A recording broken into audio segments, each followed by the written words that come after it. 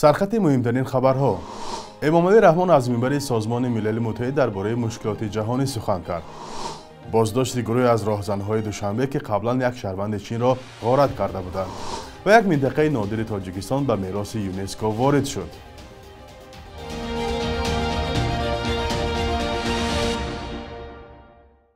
درود بینندگان عزیز و صبحتان بخیر و روزتان با برار باشد. برنامه نوید بامدادی تقدیم شما می‌گردد و من فرزان محمدی با جمع همکارانم در 10 دقیقه دیگر شما را با نوگانی‌های تاجیکستان و جهان آشنا خواهیم ساخت.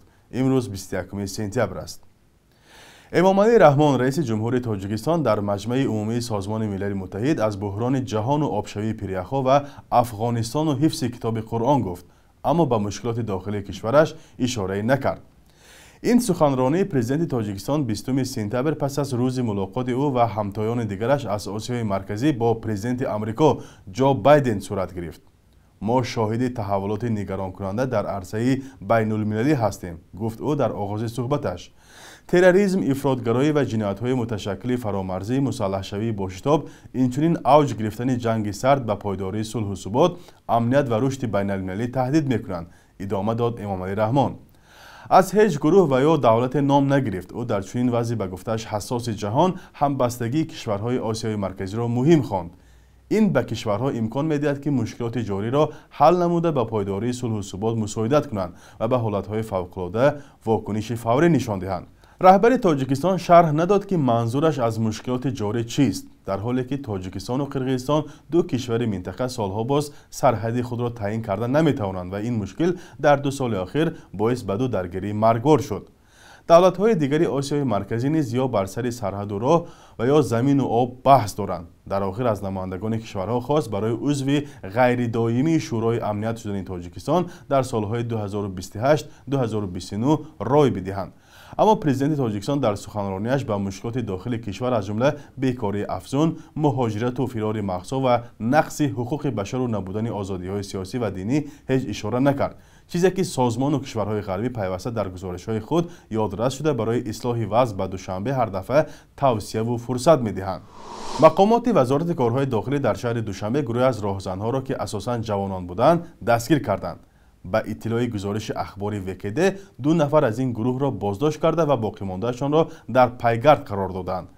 در گزارش گفته می‌شود که سنه 11 سپتامبر این گروه راهزنها از یک تاجر بازار کاروان زوراً بیش از 5 میلیون سامانی‌اش را که در نمود مبلغ نقد و زرگری داشته است تصرف کرده یک نابالغ دیگر را در جای حادثه با کارد زخمی می‌کنند. وزارت همچنین گفته است که این گروه راهزنها ماه مارس سال روان یک شهروند چین را به خانه‌اش وارد شده 1 میلیون سامانی‌اش را غارت کردند. انتونی بلینکن کاتب دولتی آمریکا با پرزیدنت آذربایجان ایلهام علیف وضعیت در قره‌باغ کوهی را بررسی کرده است. بلینکن در صحبت تلفنی از علیف دعوت کرد که عملیات نظامی فوراً قطع و از همه گونه تشنج پیشگیری شود. کاتب دولتی آمریکا همچنین گفته است مسئله قره‌باغ کوهی راه حل نظامی ندارد و جانب‌ها باید برای حل اختلاف نظر میان باکو و ارمن‌تباران قره‌باغ کوهی از گفتگو کار بگیرند. وزارت مدافع آذربایجان صبح روز چهارشنبه خبر داد که عملیات محلی ضد تروریستی به طور موفقانه ادامه دارد. ایلهام علیف پرزیدنت آذربایجان در صحبت با بلینکن گفت باکو عملیات ضد تروریستی را زمان قطع می‌کند که اگر نظامی‌های ارمنی در قره‌باغ سلاح خود را تسلیم کنند. بلینکن همچنین با سروزیر ارمنستان نیکول پاشینیان صحبت تلفنی انجام داده است. ارتش آذربایجان 19 سپتامبر از آغاز عملیات نظامی در قره‌باغ کوهی خبر داد. عملیات بعد از ترکیش سر شد که باکو آن را کار گروه‌های خرابکار ارمنی نامید. طبق گزارش‌ها در این حادثه چند سرباز آذری کشته و زخمی شدند. در تاجیکستان ساکنان برای تهیه آش پلو به نوع‌های خارجی برنج به مثل لازری هندستان و افغانستان و ازبکستان اولویت می‌دهند. همه ساله تا 16,000 تن برنج از خارج کشور وارد می‌شود. هرچند در خود تاجیکستان نیز همه ساله حدود 140,000 تن برنج تولید کرده می‌شود.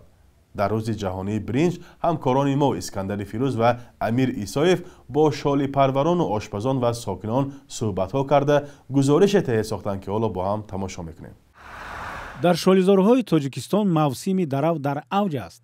شالیکارانی شهر турсунзода имсол бо назардошти маҳбубияти биринҷи нави лазери Тошканд дар байни муштариён ба он таваҷҷӯҳи хос додаанд. сабаби чунин тасмимро шоликор Тоҷиддин Табаров чунин шарҳ дод. масъала боди ҳаво бошад ё дигар гуна бошад ки ини лазери Тошкент камтар хубтар мебурад чем ини Тоҷикистон. Ини Тоҷикистон ҳам нағз мебураду камтар ҳамин ҳосил вақташ дар норасида камтар киштикора мегиранд, ҷамъоварӣ мекунанд. барое ки ҳамин боди ҳаво нашавад гуфта таги борону барф намонад тезтар мегиранд. Тошкент пештар мекорад ва ҳосили намунаи Тошкента бринҷаш хеле аз ини Тоҷикистон беҳтар. برنج مساله غذاهای معمولی تاجیکان است. برنج یالما میپزن، شالا میپزن، آش میپزن، شیربرنج میپزن، انا در برنج کالبسی میکنن برنج. آنهایی که پلو با مزه رو نوش جان میکنند شاید زیاد دقت نمیدهند که برنج آن نتیجه چقدر زحمت و مشقت کشاورزان است. و این آش را حالا در روز جهانی برنج میخورند که سازمان ملل اعلان کرده است. اما دهقانان از کاهش همساله حاصل شالی اظهار نگرانی میکنند. باز لیکن یک معما هست که همین ای دولت خود ما ایورت خود ما دوره میبرآورد آسان میشد ما در خاک‌کارگرها من لبای دهقان دایم غله‌کار دایم آسان میشد که برای چی که دوره های ازبکستان گنده قیمت ایجاده. حاضر من او سال گرفته بودم تا 640 سوم دوره خریدم. همین مچوینا آزاد میگرد می چیز همین خریده بودم. اکنون همین خودمون میبرآوردیم ما در واپسی زور میشید. تاجیکستان نوهای مشهور خود را دارد که از آنها دیوزیره و کنجه نام میبرند. هر سال در کشور در 28,000 گکتار زمین شالی کش شده. با حساب میانه شالیکاران از هر گکتار تا 6 تن حاصل میگیرند. 20 سپتامبر سال 2023 ضمن جلسه 45 کمیته بین حکومتی عاید به حفظ میراث مادی فرهنگی یونسکو که در شهر ریاض عربستان سعودی جریان دارد، یادگاری طبیعی بیشه پلنگان به فهرست میراث عمومی جهانی یونسکو وارد گردید. در این باره در سامانه وزارت کارهای خارجه تاجیکستان خبر داده شده است. ممنوعگاه طبیعی بیشه پلنگان اولین ممنوعگاه دولتی تاجیکستان بوده با مقصد حفظ و نگهداری اکوسیستم های نادر بیابان و توغیزار و حیوانات خاص آن تأسیس داده شده است. ممنوعگاه بیشه پلنگان در قسمت جنوب و غرب تاجیکستان در منطقه بیابان در بین دریاهای وخش، پنج و کافرنیهان در سرحد افغانستان واقع می باشد. میدان عمومی زمین‌های ممنوعگاه بیشه پلنگان تقریباً 50,000 گکتار را تشکیل داده، حدود آن را میدان وسیع اکوسیستم‌های بیابان و توغیزار در ساحل چپ و راست دریای وخش فرا می‌گیرد. حدود ممنوعگاه بیشه پلنگان اساساً در مرز مأموری ناحیه‌های دوستی، قوبادیان و جیهون ولایت ختلان جایگیر است. بخش یک روز تاریخ را همکارم خیرامان بقازاده تقدیمتان می‌کند که مهمترین تحولات تاریخی در روز 21 سپتامبر را فرا می‌گیرد.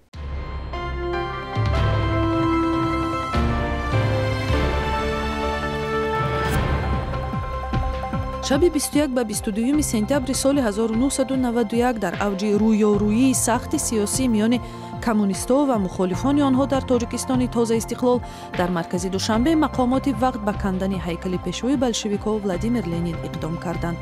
кандани ҳайкале ки давоми 10 солаҳо дар маркази душанбе ба рамзи ҳукумати шӯрову пойдории коммунистҳо табдил шуда буд, оғози тағйироти босуръати сиёсӣ дар кишвар гардид ки ҷомеаро тақсим ва роҳро ба ҷанги шаҳрвандӣ боз кард. сентябри соли 2015 қонунгузорони думаи давлатии Русия қонунеро қабул карданд ки ба ширкаткунандагони амалиёти ҷангӣ дар Тоҷикистон мақоми ветеран медиҳад. ин дар ҳоле буд ки Русия расман ширкаташ дар амалиёти ҷангӣ дар Тоҷикистонро ҳеҷ гоҳ эътироф накардааст ва дар ягон санади расмӣ зикр намекард. он замон маълум шуд ки 21,5 ҳазор сарбозу афсари рус дар ҷанги шаҳрвандии Тоҷикистон аз тарафи ҳукумат ширкат карданд. 21 сентябри соли 2000 Искандари Хатлонӣ, шоир ва рӯзноманигори саршиноси тоҷик, хабарнигори радиои озодӣ дар Москав ба таври фоҷиабор кушта шуд. бо гузашти 10 солаҳо омилони куштори ӯ ва сабабҳои қатли Хатлонӣ маълум нашудааст.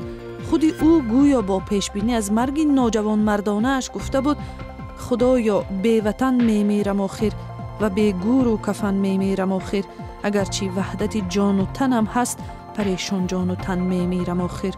Искандари Хатлониро дар зодгоҳаш шаҳри Кӯлоб ба хок супурданд. صبح امروز در بانک‌های تجارتی تاجیکستان 1000 روبل روسی تقریباً به 114 سامانه برابر است. $100 آمریکایی باشد تا 1096 سامانه ارزش دارد. قرب رسمی بانک ملی تاجیکستان برای امروز چنین تعیین شده است.